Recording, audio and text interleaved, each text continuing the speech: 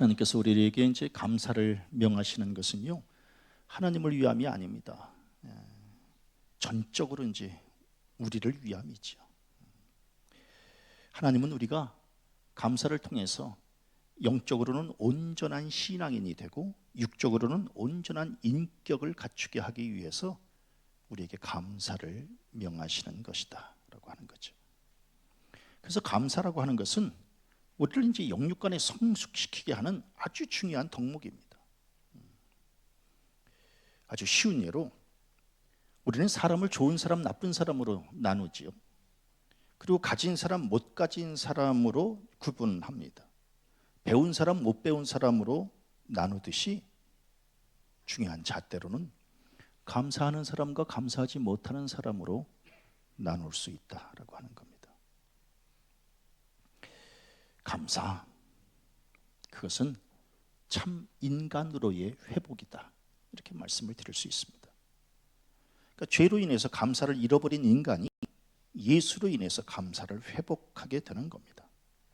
다른 말로 하면 우리의 삶과 신앙에 감사를 회복하지 못하면 예수를 잘못 믿고 있는 것이다 라고 하는 겁니다. 그러니까 그 사람이 감사를 잘한다 라고 하면 온전한 인간으로, 온전한 하나님의 자녀로 회복되었다, 이렇게 말씀을 드릴 수 있지만, 그 사람이 입을 열면 원망과 불평만 한다, 아직도 신앙인이 되려면 멀었다라고 하는 겁니다.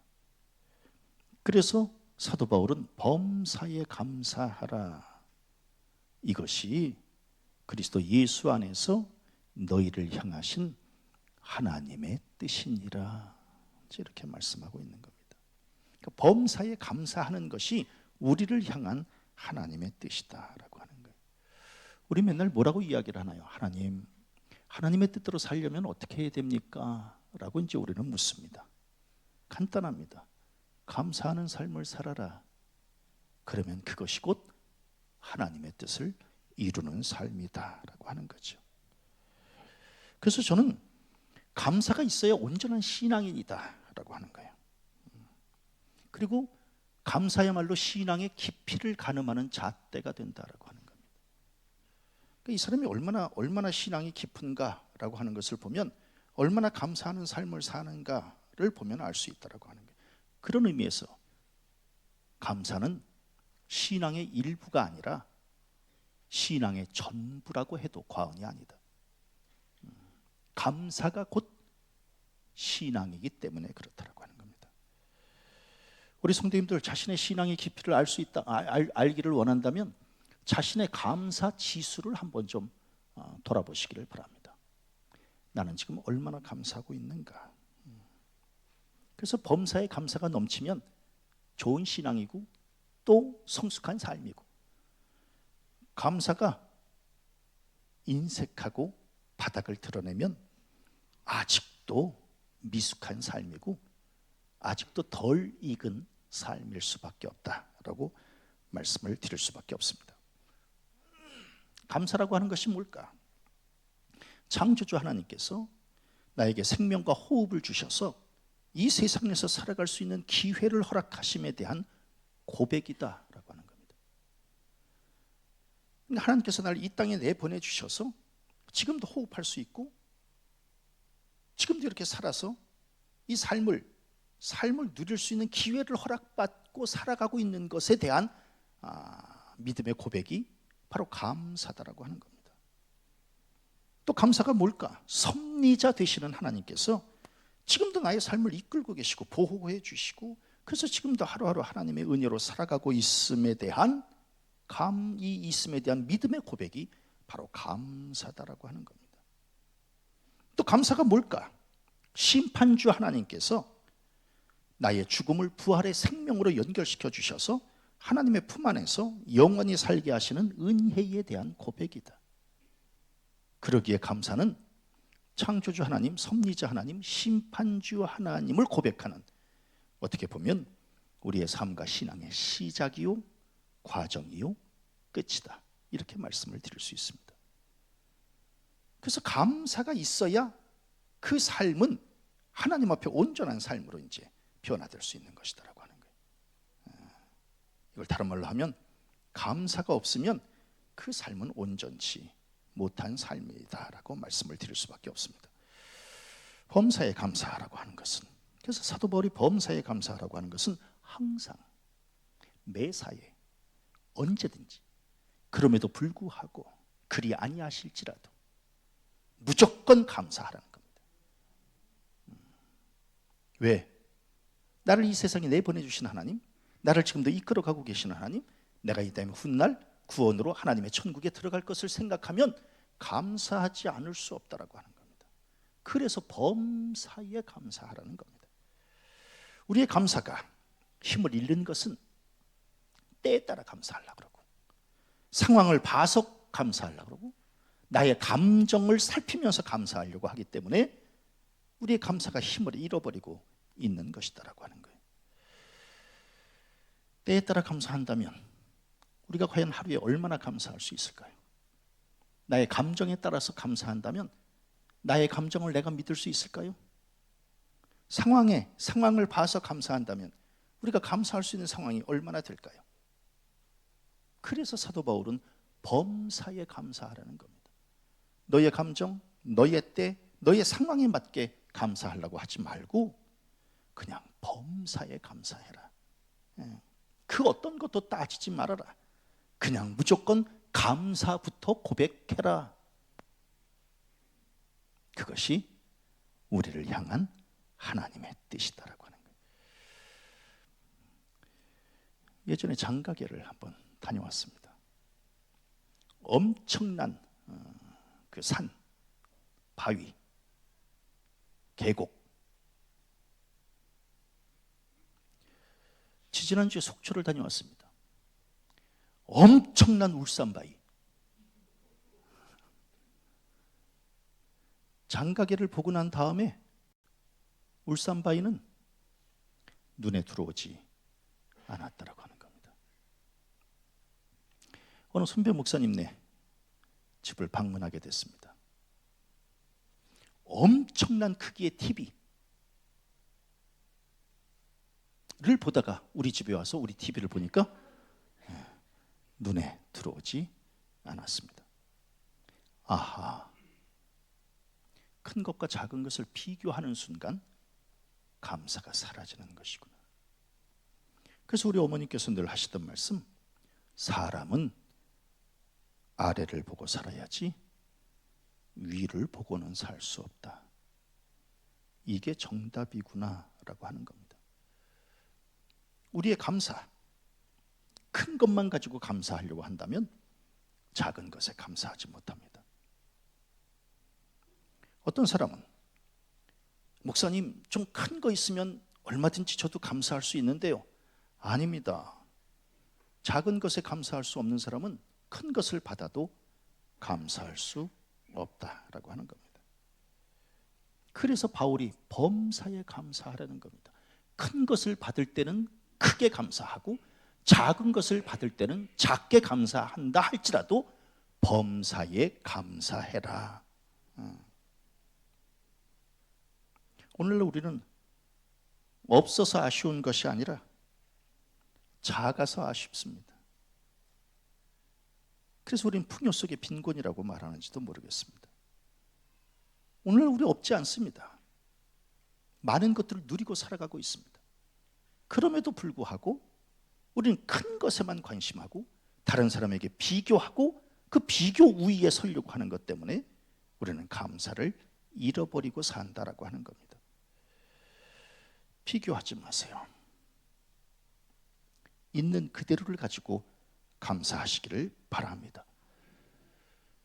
비교하는 순간 감사는 사라집니다. 이 세상에는 언제나 나보다 많고 나보다 크고 나보다 멋지고 나보다 좋아하는 사람은 늘 있기 마련입니다. 그런 사람과 내가 비교의 늪에 빠지게 되면 한순간의 실망과 위축을 가져오게 되고 만다라고 하는 겁니다. 자신에 대해서 실망하고 위축이 되는데 어떻게 감사가 나올 수 있겠습니까? 비교, 이걸 이겨내야 됩니다. 그러려면 영육 간의 자존감을 가져야 됩니다. 난 하나님의 자녀다. 하나님이 나를 이렇게 지으신 것은 다 뜻이 있으셔서 나를 이렇게 지으신 것이다라고 하는, 그래서 받은 은혜를 떠올리고 믿음으로 무장하고, 그래서 하나님 앞에 온전한 고백을 할 때, 그럴 때 이제 감사가 나오는 것이지. 다른 사람하고 비교하는 순간 우리는 감사를 잃어버리게 되고 만다라고 하는 겁니다. 사람 크게 보지 말고, 환경 크게 보지 말고 하나님 크게 보시기를 바랍니다. 그러면 날마다 감사할 수 있다라고 하는 겁니다. 어저께 우리 선혜가 결혼할 남자와 함께 목양실에 방문했습니다. 너무너무 기특했습니다. 선혜가 초등학교 6학년 때 제가 처음 봤습니다. 그런데 결혼한다고 남자를 데리고 온 겁니다.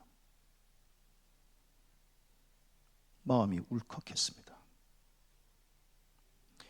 그 둘은 그렇게 넉넉한 환경에서 신혼살림을 꾸리지 못합니다. 제가 그들에게 해준 말은 오직 한 가지였습니다. 목사님은 너희들보다 더 어렵게 시작했어. 그런데도 지금까지 부족함이 없이 이렇게 살고 있어. 너희들은 목사님보다 훨씬 낮게 시작하니 목사님보다 더 잘 살게 될 거야. 절대로 환경 얘기하지 말어. 환경을 얘기하는 것은 비겁한 변명이야. 사랑이 식었다는 증거야. 사랑이 식지 않으면 환경은 눈에 들어오지 않아. 그런데 사랑이 식으면 그때부터 환경이 눈에 들어오게 돼. 환경 보지 말고 사랑을 봐야 돼. 우리 성도님들은 다 결혼했기 때문에 아멘도 안 하는데, 그 애들은 오늘 귀한 말씀 듣고 간다고 힘을 얻었다고, 용기를 얻었다고. 왜? 환경 보면, 다른 사람하고 비교하면 감사를 잃어버리게 되고 만다라고 하는 거예요. 절대로 그렇게 하지 말아라. 하나님이 다 뜻이 계셔서 나를 지금까지 지켜주셨고, 뜻이 계셔서 가정을 일구게 하셨고, 뜻이 계시면 앞으로 더 낫게 해주실 것이라고 하는 이 믿음을 가지고 살라고 어저께 이제 격려를 해 주었습니다. 소유로 만족하려고 하지 말아라. 소유는 다 변한다. 가변적인 겁니다. 절대로 우리를 만족시킬 수 없습니다. 그래서 범사에 감사하라는 겁니다. 절대로. 그리고 원망과 불평은 욱하는 감정을 가지고는 절대로 감사할 수 없습니다. 그래서 원망과 불평은 자기의 이 감정을 욱하게 만들기 때문에 언제나 원망과 불평이 관계를 깨뜨리게 되고 마는 겁니다. 그래서 감사는 성숙한 사람만이 할 수 있는 것이고, 자기 감정을 조절할 수 있는 사람만이 감사할 수 있는 것이다라고 하는 거예요. 욱하지 말아라. 욱하는 것은 교만이다. 그건 사단의 역사다. 언제나 안정된 심령으로 날마다 받은 은혜에 감사하며 하나님에 대한 고백을 우리의 입에 품고 살 때에 우리는 감사하기도 바쁘다. 절대로 원망하고 불평하지 말고. 말이 씨가 된다 그랬는데 씨에서는 반드시 열매가 맺히게 되죠. 어떤 종류의 씨를 갖고 계세요? 혹시 원망과 불평의 씨가 지금 내 안에서 지금 자라고 있지는 않는가? 그 원망과 불평의 씨를 과감하게 잘라내시고 감사의 씨를 다시 심으시기를 바랍니다. 사단이 비집고 들어옵니다. 우리가 긴장을 늦추고 있을 때. 그래서 가라지를 뿌리고 갑니다. 감사의 알곡 사이사이에 불평의 가라지를 뿌리고 가면 놀랍게도 알곡보다 가라지가 더 풍성하게 자란다는 겁니다. 그래서 우리가 감사를 더 큰 고백으로, 더 많은 고백으로 품고 있지 않으면 어느새 한순간에 원망과 불평이 우리의 심령을 장악하게 된다라고 하는 겁니다. 우리 성도님들, 각각의 심령을 불평의 가라지에게 내주지 말고 감사의 알곡으로 가득 채워 가시기를 바랍니다. 제가 이 말씀을 준비하면서 이번 주에 굉장히 큰 깨달음 그리고 또 고백을 갖게 됐습니다. 욥이 내가 모태에서 알몸으로 나와 싸운즉 또한 알몸이 그리로 돌아가올지라. 주신 이도 여호와시요 거두신 이도 여호와시오니 여호와의 이름이 찬송을 받으실지니이다 라고 하는 이 고백입니다. 대단한 고백입니다. 그러면서 김국환 가수가 불렀던 타타타라고 하는 노래가 떠오르게 됐습니다. 불러드릴까 생각하다가 몇 번 연습을 했는데 아무래도 역부족이다. 가사만 불러드립니다. 알몸으로 태어나서 옷 한 벌은 건졌잖소. 대단한 고백입니다. 대단한 고백. 이게 욥의 고백과 일치하는 고백입니다. 알몸으로 태어나서 옷 한 벌은 건졌잖소. 옛날에 최희준이 불렀던 인생은 나그네 길이라고 하는 노래가 있습니다. 불러드릴까? 하다가 역부족이다 이렇게 생각을 해서 가사만 읽어드립니다. 인생은 벌거숭이 빈손으로 왔다가 빈손으로 가는가.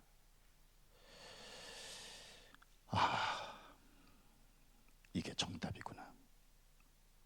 아주 쉬운 예로 우리의 인생은 과거에 알몸으로 시작했고 미래에도 알몸이 될 겁니다. 그러기에 현재 한 벌의 옷이라도 입음을 감사하면서 하나님의 은혜를 찬양하는 그 삶이야말로 이게 바로 성숙한 삶과 신앙이 아니겠는가.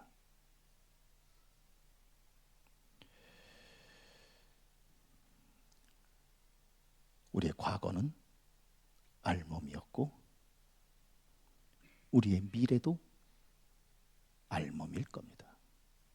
그런데 지금 우리의 현재는 한 벌의 옷을 입고 있다는 사실입니다. 생각해보면 환경과 소유의 부족함이 우리의 삶을 피폐하게 하는 것이 아니라 원망하고 불평하는 것이 우리의 삶을 좀먹는 것이다 라고 하는 겁니다. 성형수술로 얼굴에 주름을 피려고 하지 말고 약 먹고 다크서클 없애보려고 애쓰지 말고